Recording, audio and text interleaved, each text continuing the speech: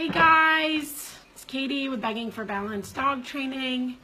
We're going to have a guest tonight, Denise from Family Canine Training in Orlando. If I can figure out how to add her on here. A few weeks ago we did a live video on her page, and today it will be the first live video that I've done with a guest on this page. So, not exactly sure how to add her. I'm hoping that when she pops on, either she asks to be invited or I have some way to invite her because I'm not exactly sure how to do it. So, we'll start with this guy because he's really cute. He has just had his dinner and some playtime, and I'm hoping that he will be nice and quiet and let us do this live broadcast. This is our new dog, Moose. Let's see. Maybe, let's see if we get her. Hey, Katie. Hey, Denise, it worked. So glad. Was it giving you issues because it didn't even give me notification on my phone? No, I didn't know how to add you. So I'm glad that it Uh, popped up on there and then I was able to add you. So I forgot if I even told you if you can't do it on, well, I don't know you, but on my laptop, I couldn't do it. yeah, I know. That's Remember why what? I'm doing it on the phone because I remember you saying something about having trouble with the laptop. So I Yep, decided to just yep, go with the phone. So I yep. thought before everybody joins in, I would show this guy. He's about to fall asleep. Hey, Thank Mushi. God. He was just a wild terror for about the last hour. So Put him closer to the camera. I can't see. we got all that out. We got his play out, and he Oh, had his dinner, and now he's just tired. But you guys, I'm in such a pain in Katie's butt. I make her put him to the camera, put him closer, and I'm like, move to the left, and she's like, goodbye, Denise, and she hangs up on me. yeah. So he's got two speeds. He's got either this speed, which is really cute and I'm sweet, on the line.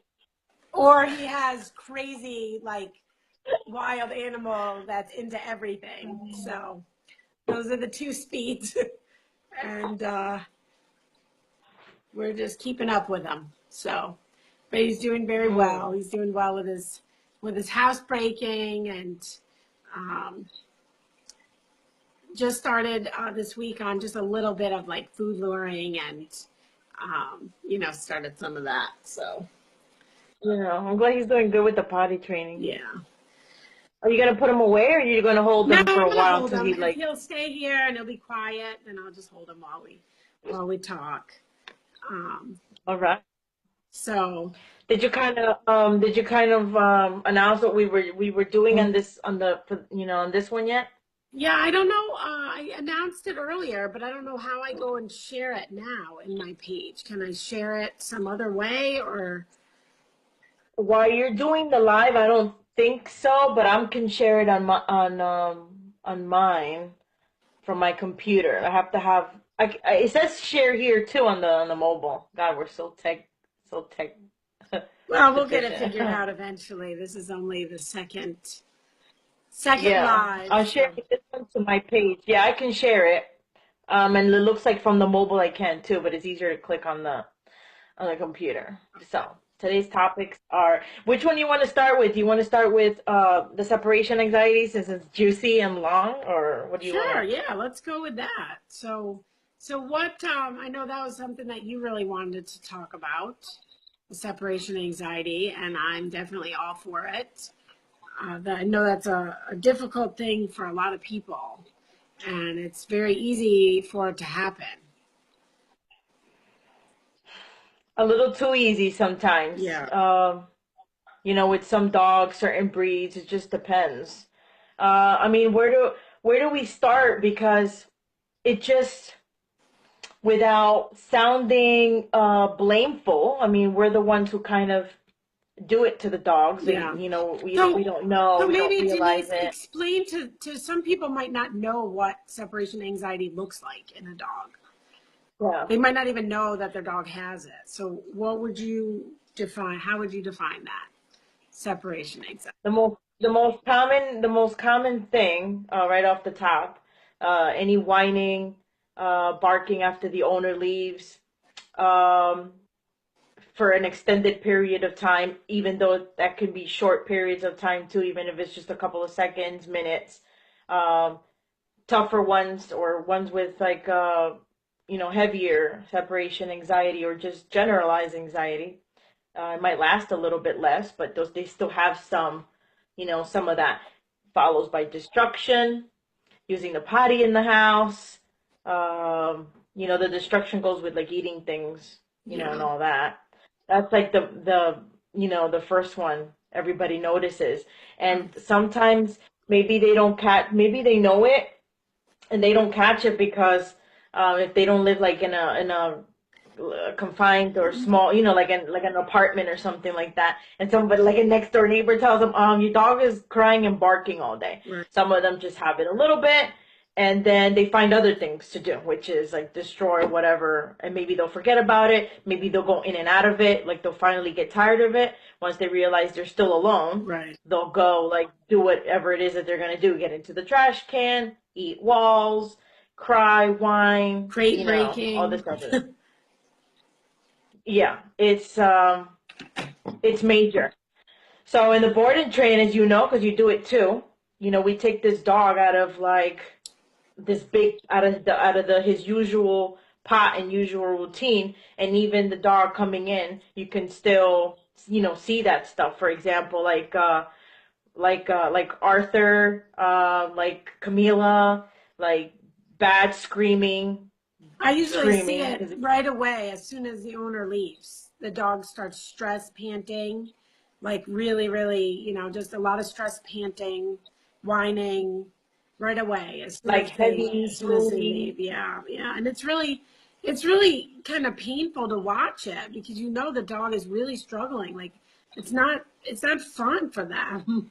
And that's how it is almost every day for a lot of those dogs. When the owners leave for work, the dogs are really struggling, and they can struggle for a while. Some of them all day, but um, Yeah, and it just gets worse and worse and worse. And sometimes when it's also, if people don't address it, and they're like, oh, it's just a little bit.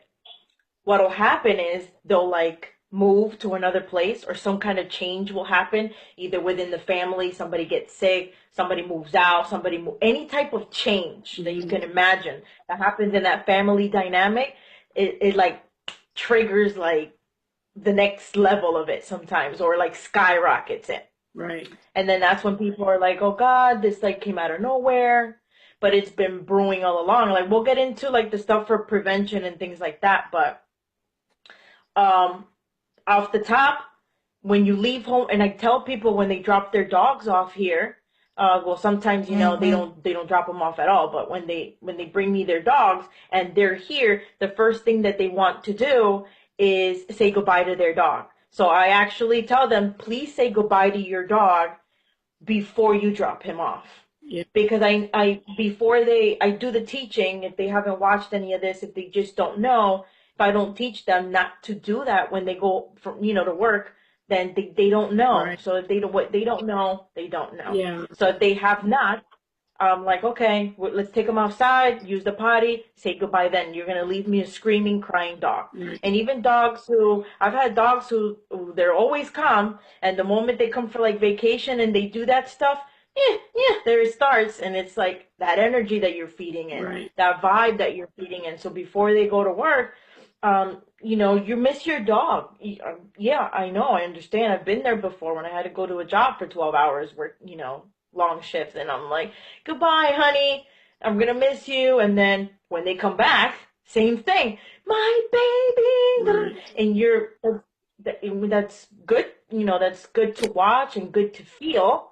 But what are we feeding? Like, right. what are we giving back? Like when I call some of these dogs, crack dogs, it's not like disrespectful or anything. It's just I'm addressing energy, but you're feeding that.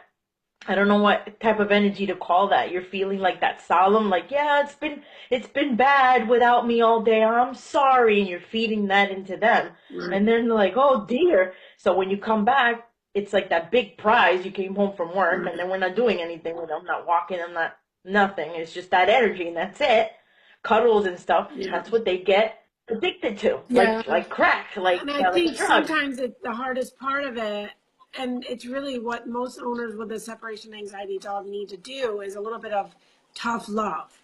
So they know that the dog is really attached to them, but the best way to help them is to reduce all those things. Reduce, don't say goodbye to the dog. Just leave, matter of factly. And when you get home, don't make a big fuss. And it's hard because us humans, we want the connection with our dog, we want the bond with them, but you have to sometimes put them first and remember that bond. Like, a lot of times I'll tell clients that separation anxiety happens to some dogs but not others, and it's caused by Right, like too close of a bond. So some dogs can handle an extreme bond with their human and they're fine, and other dogs can't handle right, it. They just can't. And some exactly. people will say, "Well, my old dog, I could take him everywhere, but when I had to leave for work, he was fine." And this dog, for some reason, I'm doing the same thing, but this dog, you know, can't handle it and really goes crazy and struggles. So I think it depends on the dog. Some dogs really can't handle that close of a bond, and you have to put the dog first sometimes. And remember that, even though it rewards us to see our dogs when we get home, and for them to miss us when we're gone. You want them to care about us, but you have to put them first and remember that sometimes not saying goodbye and not making a big fuss when you come home is the best thing for them. We rock their world upside down, literally, on day one, because what is the first one of the first things that we do? We connect, and we have our own and different styles of connecting. I'll take a long line, take the dog out most of the time. That's why I don't like to get them in very late. Like, I work with what I have, but I'm connecting, but I'm disconnecting at the same time. You're not gonna get any of the, even though you're cute and you got these like floppy ears and you're like, I want to pet you. I'm human like everybody else. That's the one of the very first things I do. X, like, no mushy stuff. Right. It's just very neutral. Not that I'm being mean. It's just very neutral. And like any of that crying and nonsense going on absolutely gets interrupted. And as you know, the job is difficult because we are continuously doing that interruption. It's not like you have to have the patience of of a rock, of a engraved stone, okay? Yeah. Because it's continuous interruption of the party that's going on with the dog before it escalates to extremes, or whatever their extreme is, because they're all different. Yeah. So Well, and that's it one of the first things that we definitely do. We're not feeding them. it definitely is a benefit to send the dog to board and train, because you're able to give the dog a whole new set of rules, and focusing on those rules and the training and the sessions that we do helps them to kind of take their mind off missing their owner. So it completely removes Hmm. them from that environment of a continuous cycle of, you know, panicking when the owner leaves, Yeah. and that anxiety and frustration, and puts them into a different environment where we're able to kind of start at square one and interrupt, like you said, interrupt any of the nonsense, but then start with new rules and a whole new set of responsibilities for the dog so that they have something to focus on.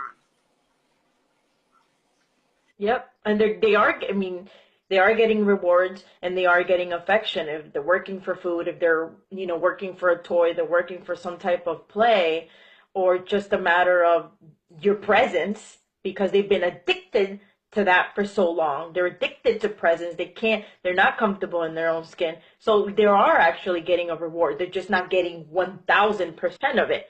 They're getting this Yeah. infraction, just this fraction of it, just enough for me to say, please, good. That's the only level of affection, and it's neutral, Yeah. depending on the motive, that that dog, because some of them are not may not be very motivated. So you can, you know, you gauge it from that. But they are getting some sort of affection, just not like a cupful. You know, they're Right. just getting that much, Right. and then we move them up, and we move them up, and we move them up. If if during the time, whatever time that they're doing in jail, if it improves, that it goes away, because they're all different too. Some of them will still go home with some, and then they've been doing great.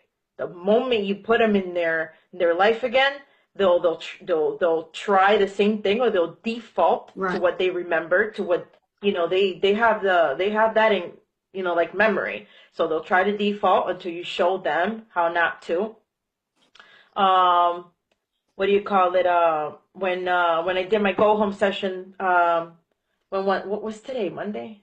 When did I Yeah. go? Sunday, Saturday? Anyway, the girls asked me. Not a lot of people do go home sessions at clients' homes. Why do you do that? And I said, well, it just depends on the dog, blah blah blah. But when they have real, like, severe stuff, I like going to, to their houses, and then I'm like, this is what's gonna happen. That's what's gonna happen. Especially with dogs, like, with anxiety. Mhm. What, like, these two that I just had, there's a severe addiction to the couch.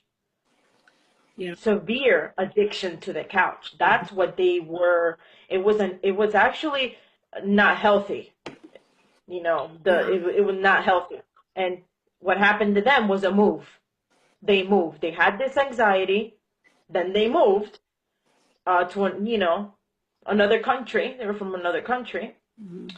and it just poof, severe addiction to the couch. That's where they were comfortable, Right. safe. That's where they got Yeah. everything, all the affection, all the free stuff, with no other guidance. And like you said, some dogs do great. Like, I'm home 24/7 most of the time, unless I'm out training dogs. How is my dog not addicted? I put certain things in place for that not to happen. Yeah. Uh, you know, Well, I usually tell so people, in general, we try to, you know, put the dogs on kind of a strict household management when they go home, and then eventually they can start earning back more freedom. But with dogs with separation anxiety, it's sometimes, that stuff might last longer. Like, they might have to distance themselves from the dog emotionally for longer. yeah, So those dogs may yeah, not, earning back the freedom of, like, let's say, sleeping in the bed. Your separation anxiety dog might not ever be able to handle that. Where, a dog without separation anxiety, they could earn that back. They could earn some time with that. But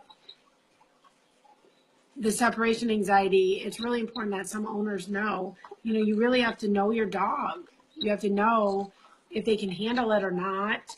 And if you start adding back more freedom eventually after the board and train, if your dog starts struggling, you need to immediately go back to more structure, less affection, less freedom, because you're just going to set the ball rolling again and end up with, some of those severe separation anxiety behaviors again, if you're not really careful. So people struggle with the affection part. How does, and the internet doesn't help, because we all like those cute fluffy videos, and everybody like doing all this stuff with the dogs. Like, it's an uphill battle with that. But how hard is it to address? It's super duper hard to have that conversation with people, and piece it together in people's minds, how affection acts, like that drug. Like, how does it feed that? How does, like, the energy thing work? It's really hard to explain, and for everyday owners who don't know, or haven't looked into it, or didn't notice it, because sometimes that happens too. How do you explain that big time of affection, what it does? And you've probably even heard of dogs who, like, have received tons of it, and then go bite them too, with the no structure, no rules, none of that. And what structure, what's rules? We all put them, we put those here when we train them, but for them, how do we relay that to the regular owner who's trying to, because it's going to be harder for them because they're the source of it all, and they're the ones who are going to have to handle this. I can imagine if we have a rough time sometimes for a couple of days with a dog and some long nights, somebody at home trying to handle it, because we really do want to try and explain how to some people too. That's a big question. They don't know how. So removing affection, removing or decreasing, I would say remove it. Remove yourself and actually watch your dog. Watch what they're doing. Gotcha. Thank you. I went ahead and I said thank you. I'm so used to it. What do you call it? Carlos always gets me before I even let it out. I'm like, thank you. What was I? How do you explain it to them? Removing To affection, work on it for themselves. almost totally, as opposed to reducing it. That's one of the benefits of when we do a board and train. It's easier for a trainer to emotionally detach from the dog. We don't have a relationship with your dog when they come here. We're starting from zero. So it's much easier than if you're at home trying to do it yourself. Not to say that you can't, because you can help your dog at home. Some people are doing their own training at home, and they can, make those changes too, but it's going to be even more like distancing themselves from the dog. I know a lot of separation anxiety dogs, what they do in the house normally is they follow the owner from room to room all day long. Yeah. So if you're home with your dog will be in the kitchen with you. And if you go to the bathroom, they go in there with you. Like, those are the dogs. Yeah. They're with you every second, just going. Like, if you go out in the backyard, they're following you out in the backyard. And one of the biggest things that we can do is, by teaching something like place command, you can distance yourself from that dog, even if it's just a little, even if it's just like put them in place in the living room and walk into the kitchen and, get yourself some lunch, and they're not able to follow you around. That makes a big change for them. I don't know if you can see the comment. That's why I'm laughing. I'm not laughing at you. I can't. Why do I have to see the snip comments. on the live? It's so annoying. I don't know why I can't see the comments. I see who my live viewers. Elias says hello. I slid it over by accident. So Elias says hello, and then Tony, the Malinois owner, is watching too, and I think Carlos is watching. I don't know. okay. But yeah, it's heavy. So now we're getting into like the training portion of it. So teaching them play. So what if they can't? What it can't? Oh, sometimes it's the phone you're on. He says, yeah. I'm surprised mine is not overheating right now. Cause I can't. I was so mad. Anyway, I was gonna start getting off topic. It's easy for me to do. I start rambling. Telling them what to do to knock off the behaviors besides teaching them place. Place is a great one, like you said, because they can be over there, and then they learn not to lose it. But that takes some building up, right, while you teach them that. right. And then obviously putting them in the kennel. I like to, well, some of them, not all of them. The ones with separation anxiety usually have potty problems. I'll put them in a more comfier kennel, or a more, tighter fitting kennel, especially if they've got potty issues and stuff going on. Yeah. I got 30%. I'm good. What else? I think that e-collar is really like the biggest and best tool for separation anxiety. And it's not because we're, blasting away on dogs for it. What we're doing is we have a way of remotely interrupting the cycle. And we can interrupt it without being in the room. So we can set up cameras, and when your dog is in the kennel and they start to panic, even before they start to panic, we can watch a cycle of panic and see and go back and record it sometimes.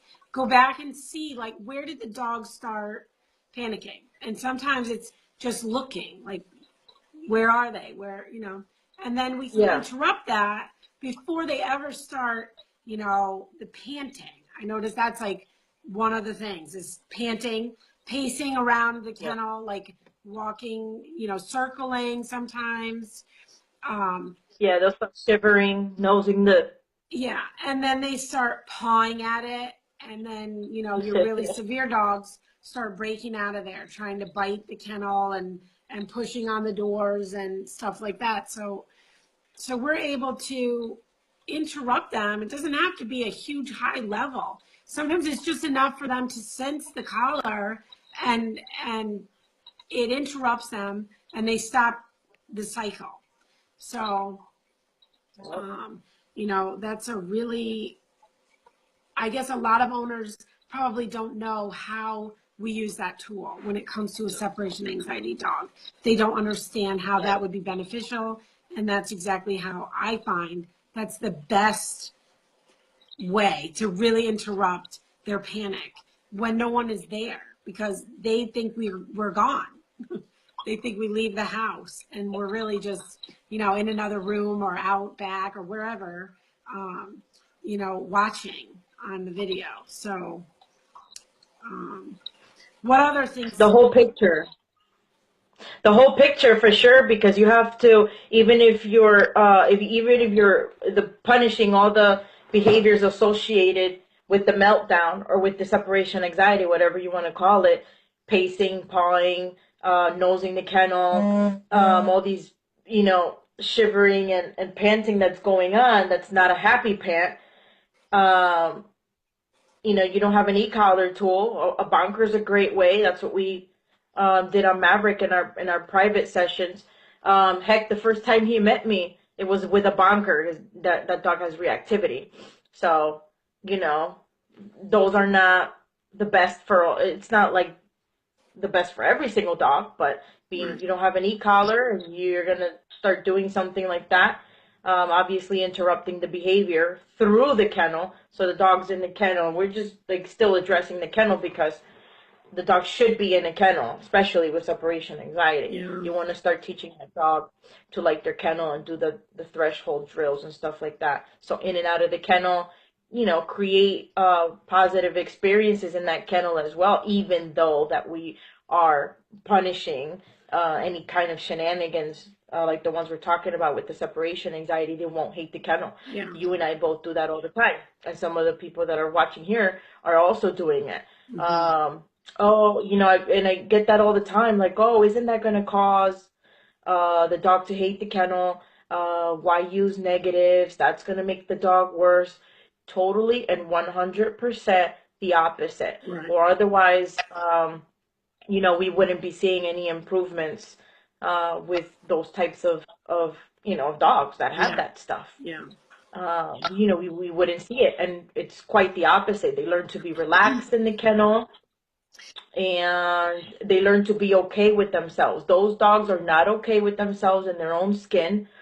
They can't stand to be alone. Some of them, they can't even stand the noises or the visuals. So I'll cover, making sure that they have adequate ventilation. I'll cover to cut visuals at first, like lovely Camila right now. She gets her visuals cut, and that's so she cannot see the commotion. Right. Because through their eyes and through that energy is also where they get that from. And, obviously with their eyes, they're seeing what's going on and they're like, oh, there, you're walking around. I had a dog before that used to be like, are you coming down the stairs? Screaming. Yeah. Sorry for the reenactment, but it's what it is. They can't stand it. They can't take it in or out. So coming, going, noises, singing, something, you drop something. So, yeah.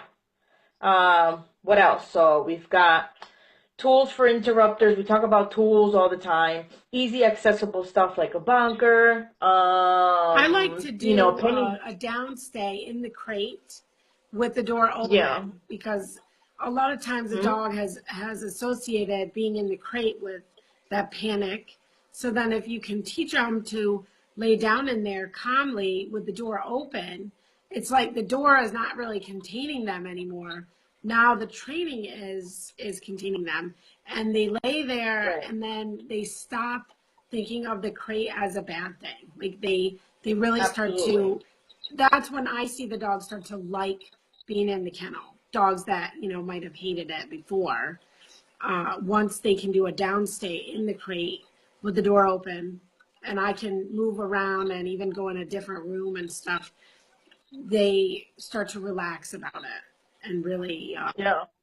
I know that confinement issue is sort of a separate issue, but it's basically we deal with it in the same way. Like we deal with, those issues the same. At least that's how I do it. Um, Yeah. Sometimes it's just what happens after. It's not so much like I hate the kennel. I hate what happens after, man. That door closes and they leave. So put the dog in the kennel while you're home. right. So not only when you go to bed, Oh, good because to point. bed you're still leaving. Yes. To bed you're still leaving. You're still gonna be like out of the picture. Yeah. So put the dog in the kennel while you're still there. My favorite thing to do is screaming puppies. I had Samson for like I don't know 10 days or something, whatever, because he was screaming. It was like, can he came. Can you board him because he's screaming?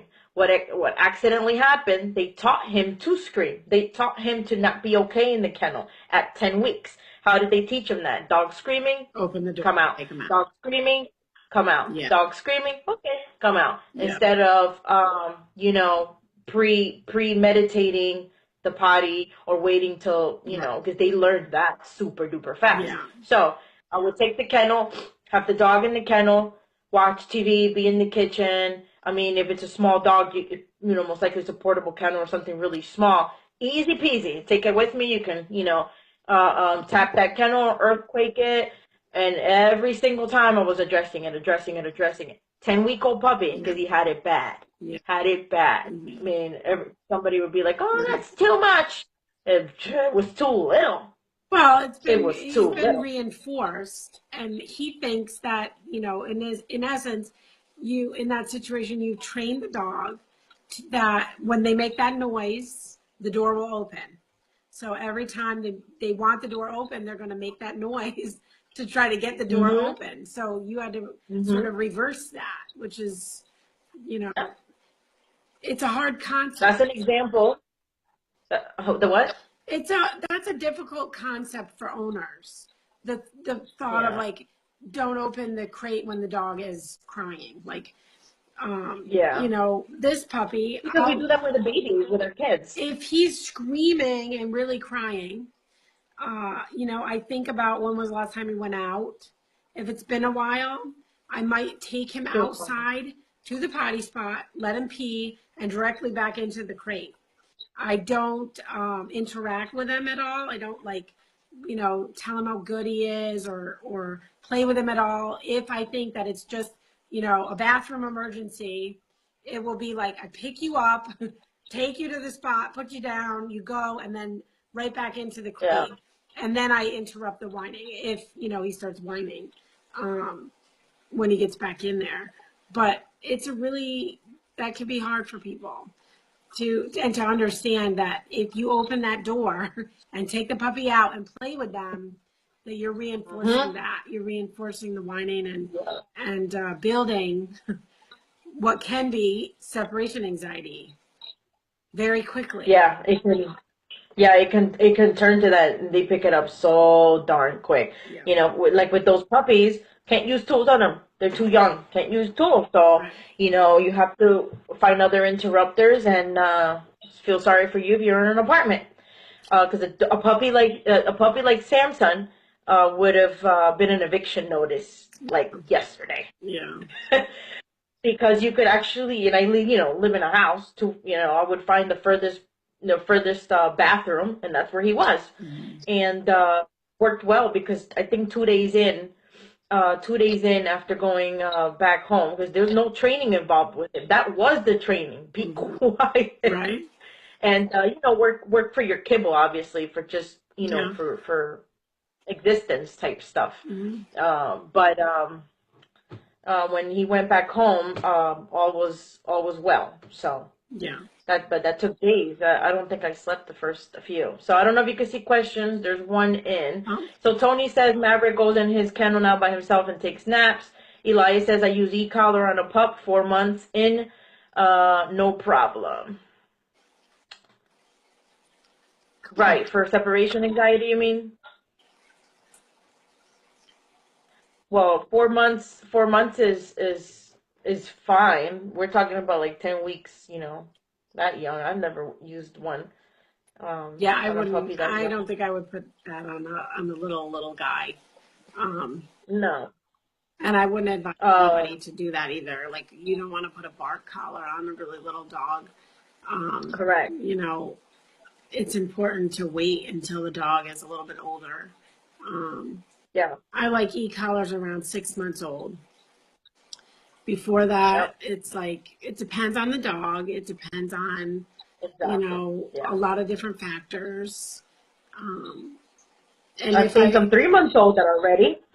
if I was just doing it like prompting, then I might do it, but I might not go to corrections until the dog's a little older. Um, Yeah. but like, everybody uses it differently too. And Elias is saying 4 months old, no problem. So You can see the comments now? yep, I see. So he says, yes, you obviously use it as gently as you can, same as the Right. leash, right? Exactly. So that's important. Some people think that e-collars are just a tool that we use just to correct dogs. Like, we don't just put them on and start Exactly. blasting away on dogs. That is not what e-collar is about. So, um, So we're talking about taking away the pain. So actually fixing the situation. So we talked about the drama stuff that they start doing. No free roaming, which is included in that structure stuff. Taking them off of our very private moments, such as the couch, the bed, where all that intimacy can be shared. yeah, All that intimacy and all that energy is that crack that is actually contributing to the separation anxiety. yeah, So hopefully, the owner doesn't have issues within themselves with that, because a lot of times it's also internal and emotional issues going on. That's also a common thing why they can't let go, or they can't decrease at least some of that crack that they're feeding them, especially when it comes down to when the dog's whining and the dog's getting into it like yeah, a normal human we would do to our children. Even you and I. So if I call you and I'm venting on something, I'm feeding you my stuff, and you may, feed it back if that day's not, going really well. So if you do that to your dogs, often and every day, it's different if somebody, passes away in your family and you like, go lean on your dog.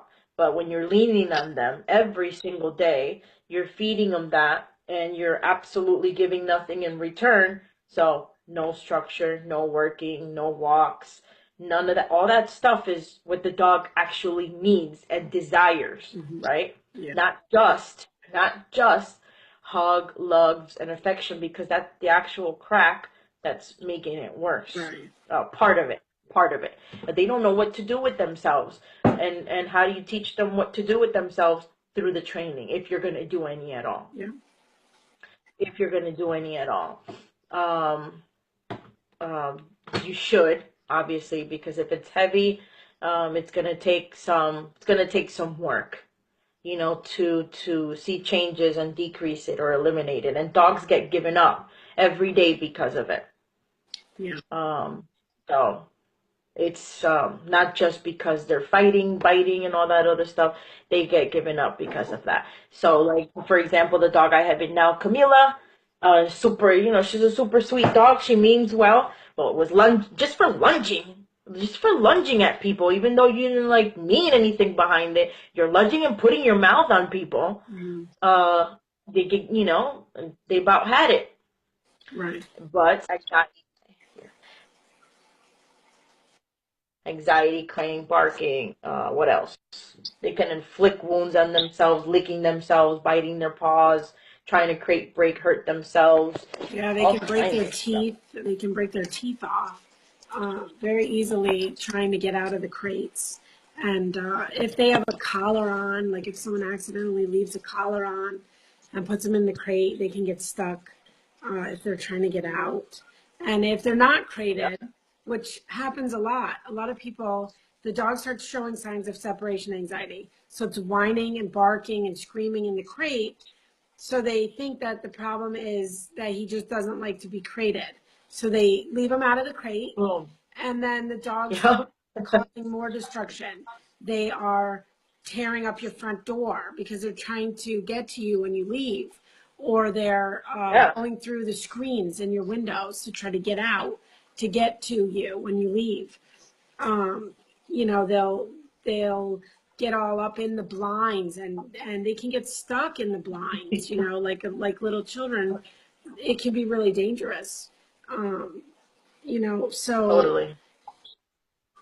and then they can start being destructive, like you talked about the trash and stuff, because they have all this frustration with being left behind, that they start to get into other things. What can I do? I can tear up this garbage and it makes me feel good when I kill the garbage and, tear up the couch. I mean, plenty of Yeah. people have come home and their couch has been completely, God. ripped apart, all the stuffing everywhere. Some of that is because those dogs have separation anxiety, and they take out the frustration on the closest thing, which sometimes is the couch or your bed or your kids' toys, or, there's a million things. So, Or the stucco, the walls. yeah, yeah, Uh, I go to people's houses and they have holes in all the walls. I'm like, yep, you already know, you already know what lives there yeah, or what used to live there. Hopefully, all that's in the past. yeah, And they're, through training, obviously creating that independence is so important. They are not independent.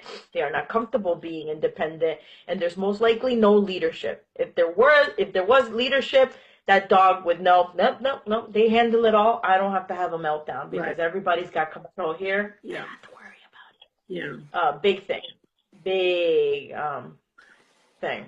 So we could What explain else? just like what foundation stuff is. So not only do we correct, the specific scenario where the dog is panicking in the Hmm. crate, or what the whining and barking and all that stuff, but it's important to build a good foundation of obedience work with the dogs. So it's place command, structured walking, not just pulling on the Hmm. walk and um,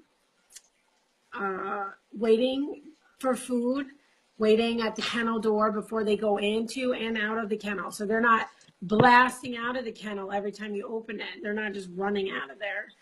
Um, they're learning, sit and down and all those commands. But that foundation work is really important. And sometimes just that alone changes the dog's mentality and changes the Yeah. relationship between the owner and the dog. Yeah, I like starting to work on the foundation. For example, place on, people been watching videos. A lot of the times we do place first. Sometimes it's completely opposite for whatever reason. For example, with Camila, I started outdoors because confined spaces, like both of my living rooms were too small for her and she felt like lunging was better. So anyway, going far again. Um, permission Permission-based based relationships. relationship. Yeah. So I like it when you start working the dogs and they're so mentally exhausted that they're like, okay, I might just go settle down in this kennel now because you started working on that foundation. Will it last very long? Sometimes, but as you keep repeating it every day, relationship, relationship problem, send them here. I don't have a problem with that. Ah, as you keep as you keep working on it, it does change. Yeah. It does change. You can't get impatient with that because we see it sometimes days, a week. It just depends on the dog.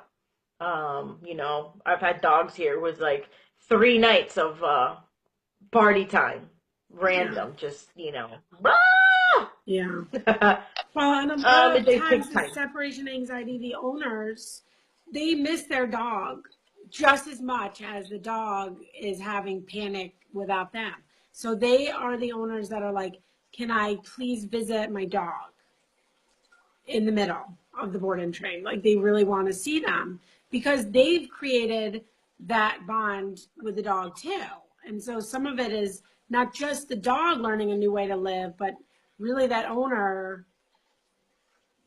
finding a Yeah, new sometimes way it goes beyond bonds. to Sometimes fulfill, it goes beyond bonds. to fulfill their happiness, not just with the dog. Because, You said it. a lot of people will have problems with human relationships and they get a Codependency. dog to fulfill all that.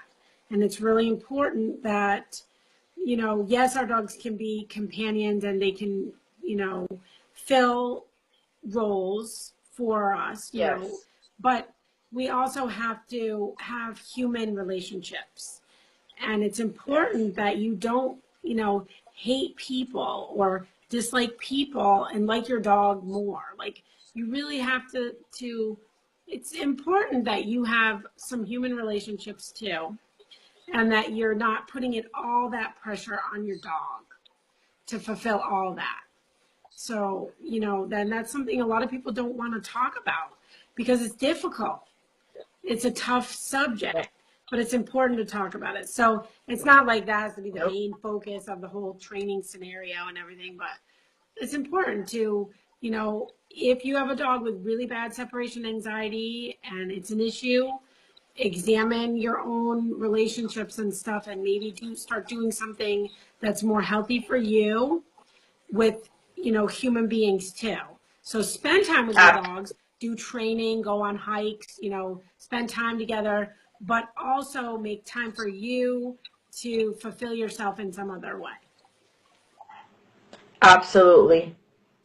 Checking the personal aspect, your your emotional health, your mental health, your physical health, all that affects us.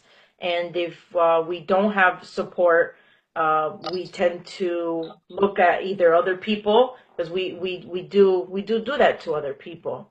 It could be you and I, it could be, any relationship, friends, any relationship that can happen with you, and it'll just spiral.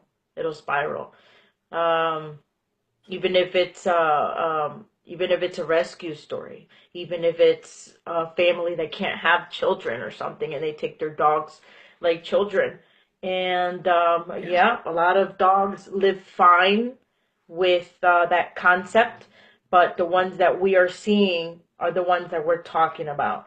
We're not trying to say that, oh, every single dog or this is going to happen to yours, but we're talking about the signs, what to do when this stuff starts happening, Right. and why not just prevent it from the beginning? Because if you do some work in the beginning, as young as you got your little buddy right there, Mhm. you're gonna have great chances of never like worrying about that later. Even if you do have a stickler dog, I personally own a stickler dog.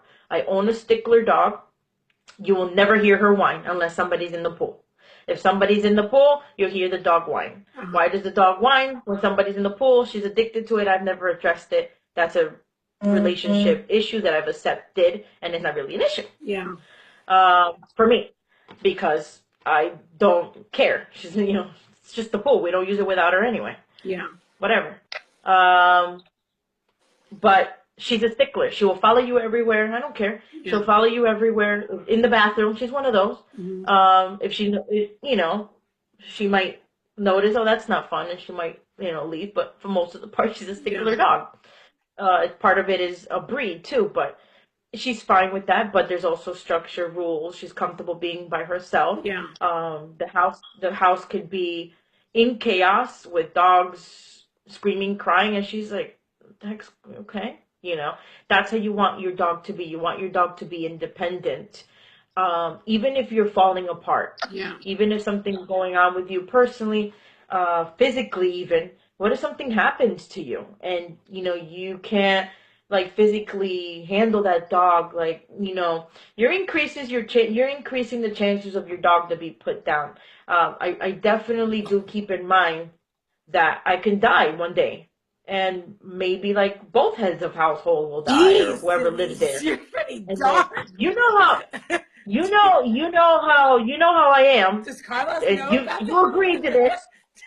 You agreed to this. it? So, like, okay, and if your dog has that, what are the chances that somebody's gonna deal with your crap? Yeah, The crap that you yeah, left over. Like, typically exactly. speaking, we are the ones who do it. I've done it in the past. I've had dogs who, like, screwed up. So that's just the truth of it Yeah. is, right? What you feed into it is what happens. That's what you Okay, then, get. Elias, take care. Creeper is like, I don't have issues with him. He's got a Yeah. helicopter inbound. He's got to go.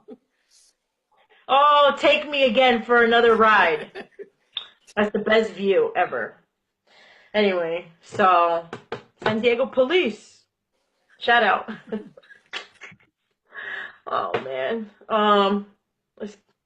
So it's hard. It's a really difficult topic because it's very much tied into the human emotion and the stuff that happens to us internally. Oh, how many times have I cried and just let me just go hug you, Bella, because you're the one that's here. Yeah.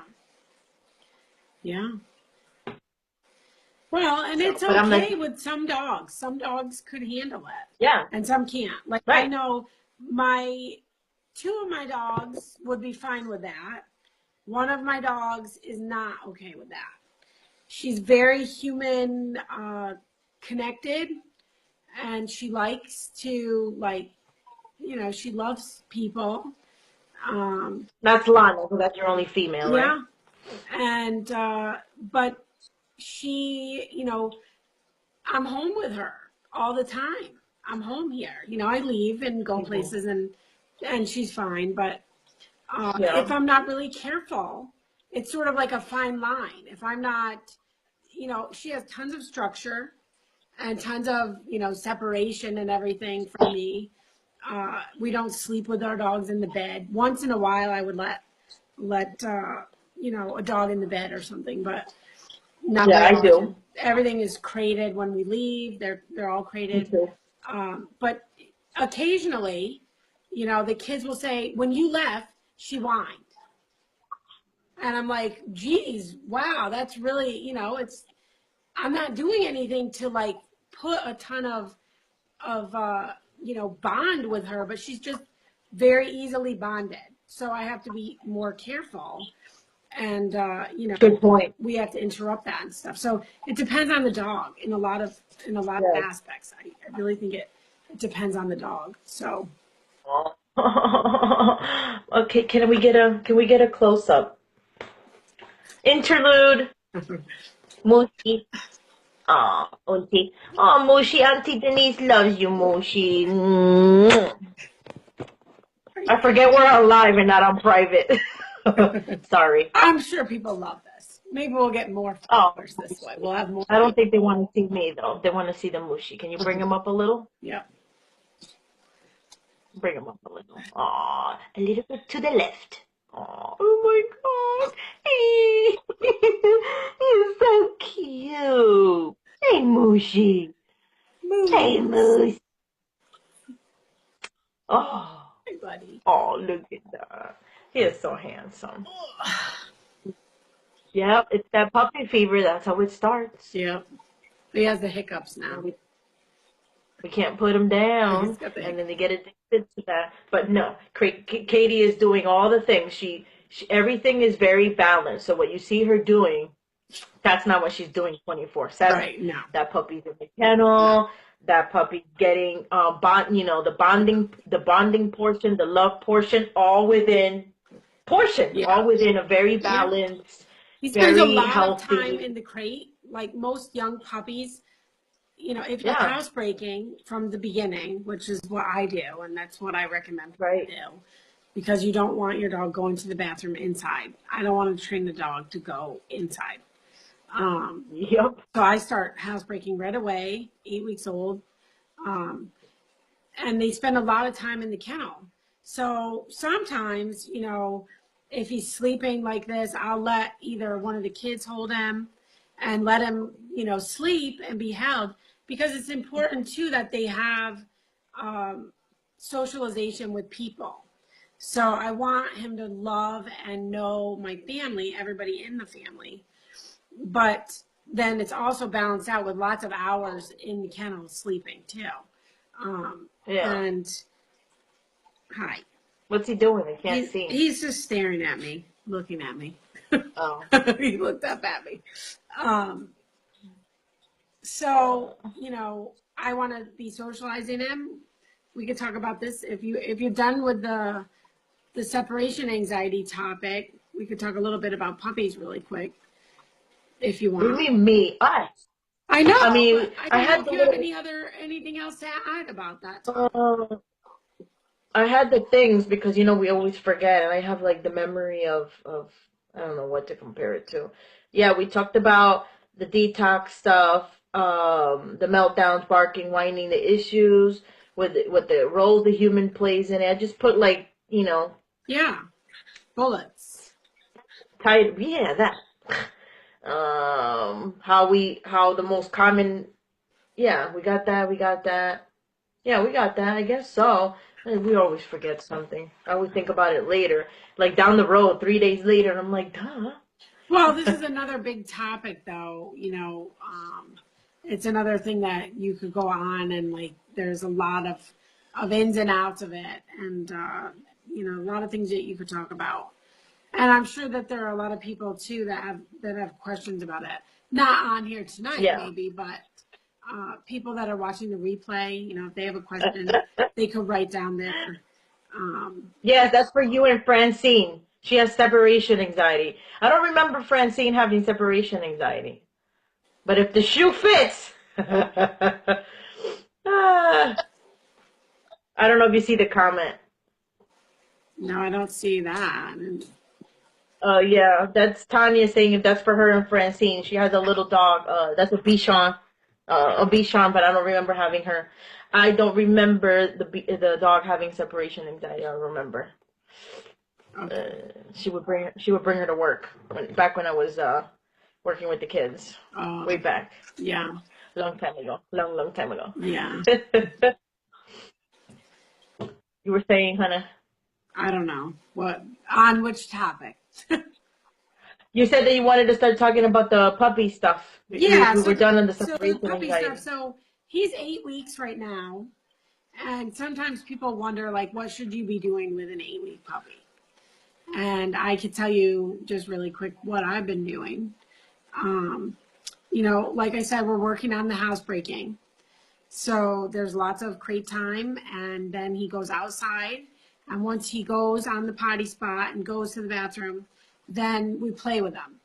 So we give him time in our kitchen, and I gate it off so that he doesn't have full access to the whole house.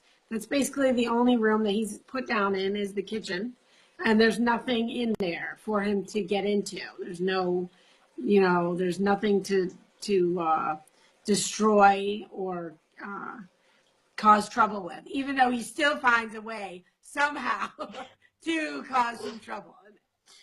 He's not left alone, which is the big thing. What? He's not left alone, which is the No, big thing not at people all. do. Not at all. And when we bring him in, I will sit down on the floor with him, or my eyes are always on him.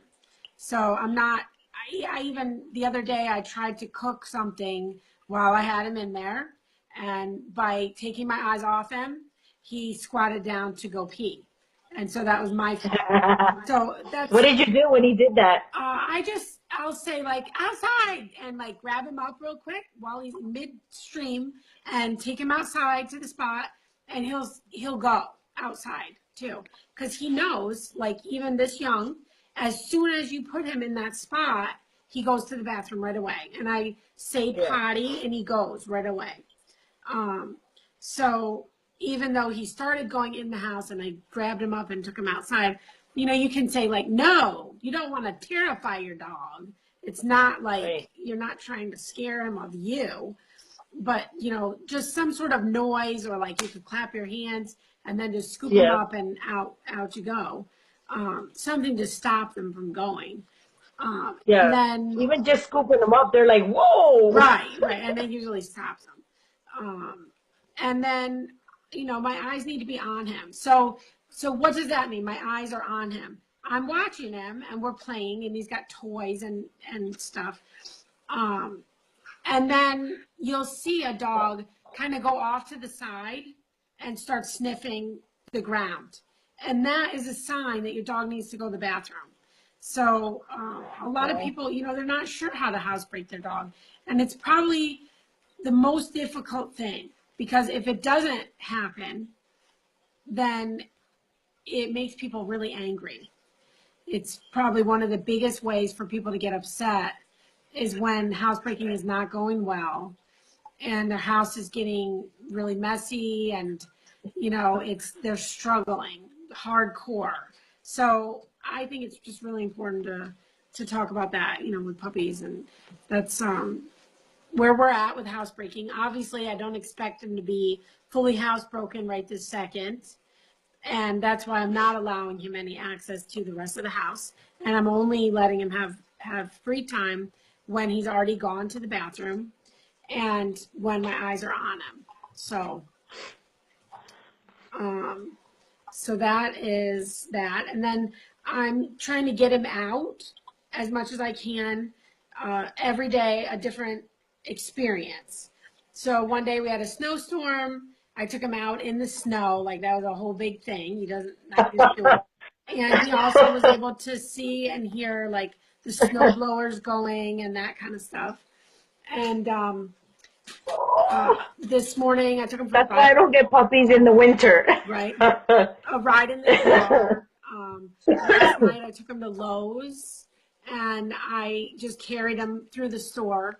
A young puppy like this, you don't want to put down on the ground where other dogs Yeah. have been because of diseases, and you don't want to do that. But if you carry them, you might still run into some people who want to pet them. And at this age, I let everybody, almost everybody who wants to pet him, I let them pet him, because I want him to associate, people with good things and to have good experience with them. It's so hard to keep a straight face. Like, you're like, stay still. Yeah, he's trying to, I have a blanket on my lap, and he's trying to chew the blanket, and I'm trying to get him to chew this instead. It's like having a baby. You're like trying to put the pacifier into the bottle. Like, shush. Yeah. Here you go. So, Oh. um, basically that. We've been just trying to socialize him, work on the house training. I do correct him for the mouthing. So if he bites our hands or our faces or whatever, I will say no, and then do a lip curl, which is just like this. And you want to do it firm so that they get We the can't see idea. how. Huh? We can't see how. Well, I How don't do you let him do do that? it unless he actually, bites my No, hand. like with your finger, like maybe by your mouth, or I don't know. What Okay, do you so mean by lip curl? I just push the lip over the tooth like this. If I disconnect, my battery is temperature is too high. I just got the warning. Oh, geez. Well, we'll finish up. So, um, just been working on that. I'm going to get them together with a couple of balanced dogs that are, Yeah. safe. I know they're not sick, and we're not going to like a dog park. We're not meeting out anywhere dangerous. So that he can get to know some dogs. Um, it's really important. There's like a critical socialization period before about 13 weeks. So if you have a young puppy like that, you want to try to make sure that they have lots of good experiences with people, and that they have some experience with safe dogs. Not every dog you see, you don't want to introduce your puppy to a dog who might, cause harm to them. You don't want them to have a bad experience. So if you know the dog is good with puppies, then get together with them. And that's about it. That's what we're working on. A little bit of food luring, like luring into the sit, some recalls, like super low key stuff. That's just fun working for food. And that's where we are. This So is she's ridiculous. fanning down her phone to try to keep it from. This is an anti-Android campaign. I'm done. Okay. Well, that's it for tonight. I think that's pretty good. We've covered a lot, and I hope we're able to help some people with dogs with separation anxiety, and at least Yeah. have an idea of what they might be doing wrong and something that they could start doing to help their dogs. And we've also covered a few things for the puppy raisers, because I know I do have some Thank you. followers on my page that actually own this guy's litter mates, and they're watching to see, some videos and stuff. Did you show the lip curl thingy, or was I So messing with yeah, this phone? I kind of just, I would say no, and then I just curl his lip onto the top canine Okay. and apply pressure. And, they'll usually let out a good yelp, but you want it to be a deterrent. I don't want dogs biting my hands at any age. And it's important to kind of set those rules right from the start. And everybody in my family is having to do it. So that's one way that you can stop. I usually just stick my finger on the side there. Yeah, you can do that. Some people put like their fingernail on the tongue and push down a little bit. Some people do like a muzzle grab where they just hold the dog's muzzle shut after they do it. But you want to deter them from doing it. I don't want to Yeah, wait just make until it this not dog cool, not fun. is a year old and then have to deal with the nipping and stuff. So that's what we're working on. And I thank everybody who tuned in and all the replay viewers. And, I don't have quite as big of a following as you do, Denise, but if people find this information helpful, they can like it and they can share it. And that helps us to spread the message to people who need more help with their dogs. So Thank you, Katie. it was I like awesome doing hanging these, so out hopefully, again. I'll probably huh? send this guy over to you when he's a complete terror. I will send him your way. All he's gonna get here is lots of fun and swimming. I think he'll like water. He's very messy with his water. And my son was just saying tonight, I think he's really gonna like water. He is Intense. he's something else. Ready to jump out of my lap right now. So all right. Well, thanks for Are you gonna come on next Monday? Are we on for next Monday? Putting you on the spot. So you can't say now. Yeah, I don't see You have why something? not. I think Monday night, I think should be okay. Yeah, did everybody else like it? If you guys are watching this in the replay, because now we're gonna just tune out. It's been an hour. And if you guys can leave us questions in either of the posts, that would be great, and then we'll cover them again for the next one. Yeah, because or if on the there's some last sort one, of topic you want us to cover, leave it in the comments, and we'll try to cover some of what people want. Yeah, that's why we covered the separation anxiety on our last live. Somebody asked for it. Cool. So Good yeah, deal. have a nice night. Okay, you too. Take care. Bye, Mooshi. Auntie Denise loves you. Bye.